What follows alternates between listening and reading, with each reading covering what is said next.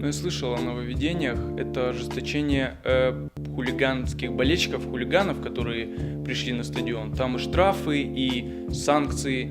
Я считаю, что это необходимо. Но рядовой болельщик от этого не пострадает. Все, что происходит сейчас в Европе и на футбольных полях и около футбола, это недопустимо, и нужно это менять. Впервые о законе о болельщиках я услышал в конце 2012 года, когда произошел неприятный инцидент на трибунах в Химках, когда бросили петарду во вратаря «Динамо» Шунина.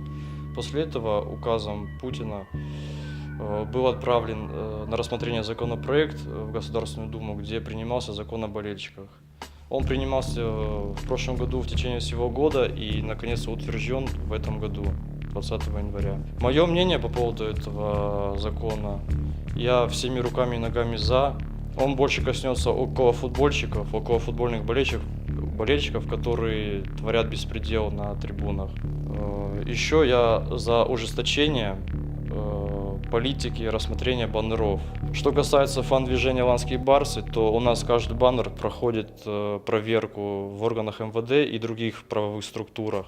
Одно из новшеств этого закона – это создание черного списка. В этот список будут попадать болельщики, которые, наверное, нарушали законы и порядок поведения на футбольных стадионах. Там говорится, что если неоднократно будет замечен с этими нарушениями, то ему грозит вплоть до отчуждения от посещения стадионов до 7 лет. Также есть пункты, где налагается штраф от 20 до 25 тысяч.